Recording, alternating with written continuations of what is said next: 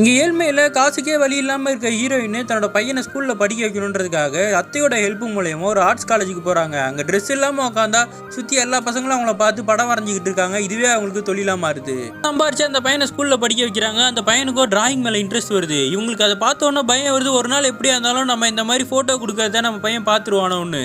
அப்போ அவங்க என்ன பண்ணுறாங்கன்னா, நம்ம பையன் இந்த ஊரில் இருக்கக்கூடாது, வெளியூர் போய் ஆர்ட் ஸ்கூலில் படிக்கட்டும், உலகத்தை சுற்றி பார்க்கட்டும், அப்போ தான் அவனுக்கு அறிவு வரும், நம்ம பண்ணுறது ஒரு நல்ல வேலை, ஒரு ஆர்ட் ஃபார்முக்கு ஹெல்ப் பண்ணிட்டு இருக்கோன்னு தோணும் அப்படின்னு நினைக்கிறாங்க. அவங்க பையனை வெளியூருக்கு அனுப்பிச்சதுக்கப்புறம் இவங்களுக்கு ட்ரெஸ் இல்லாமல் மாடலாக இருக்கிறதுக்கு நிறைய இடத்துக்கு கூப்பிடுறாங்க. இவங்களுக்கு நிறைய காசும் கிடைக்குது. அவங்க பையனுக்கு காலேஜுக்கு ஃபீஸாகவும் அனுப்பிச்சிக்கிட்டு இருக்காங்க. அந்த மாதிரி டைமில் ஒரு மிகப்பெரிய டிராயிங் ஆர்டிஸ்ட் ஒருத்தர் இவங்களை வரையணும்னு கூப்பிடுறாரு. இது தெரியாமலே இவங்களும் போகிறாங்க.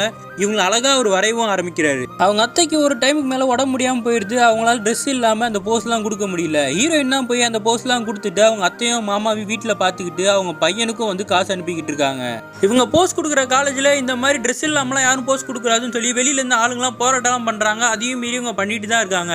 காலேஜில் படிச்சுட்டு இருக்க பையன் ஒரு நாள் இவங்களை வீட்டில் வந்து பார்க்குறான். அவன் சொல்கிறான், இந்த மாதிரி என்னால் இதுக்கு மேலே சும்மா இருக்க முடியாது, நான் சம்பாதிக்கணும்னு ஆசையாக இருக்குது, நான் துபாய் போய் கொளுத்து வேலை பார்க்க போகிறேன், எனக்கு பெயிண்டிங்லாம் வந்து போர் அடிச்சிருச்சுன்னு சொல்லி கிளம்பி போயிடுறான். பாவம் இவங்களும் ஃபீல் பண்ணிகிட்டு இருக்காங்க. நம்ம செய்கிற வேலையை நம்ம பையன் புரிஞ்சுப்பான்னா அவனை வந்து பெயிண்டிங்கில் சேர்த்து விட்டோம். அவனே இந்த மாதிரி வெளிநாட்டுக்கு போயிட்டான். இதுக்கப்புறம் இந்த வேலையிலேருந்து என்ன பிரயோஜனம்னு அவங்க இடத்துக்கு வேற ஒரு ஆளை போட்டுடுறாங்க.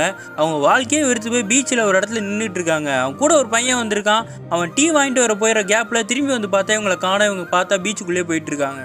அந்த வெளிநாட்டில் வேலை செஞ்ச பையன் மறுபடியும் ஊருக்கு வந்திருக்கான். ஒரு கேலரியில் வந்து இந்த மாதிரி பெயிண்டிங் எல்லாம் ஷோகேஸ் பண்ணியிருக்காங்க. நான் உள்ளே போய் பார்க்க போகிறேன்ட்டு இவன் மட்டும் பார்த்துக்கிட்டு இருக்கான். ஒரு ட்ரெஸ்ஸில் அந்த ஃபோட்டோவையும் பார்த்து இவன் ரசிக்கிட்டு இருக்கான். கடைசி ஃபோட்டோவில் அது அவங்க அம்மா தான் தெரிஞ்ச உடனே இவனுக்கு கண்ணு கலங்கி போயிடுது. அங்கே இருக்க எல்லாருமே படித்தவங்க அதை புரிஞ்சுக்கிறாங்க. இவன் மட்டும் படிப்பறிவு இல்லாமல் இதை பார்த்து அவங்க அம்மா நினச்ச மாதிரியே இவன் தப்பாக புரிஞ்சுக்கிட்டான்.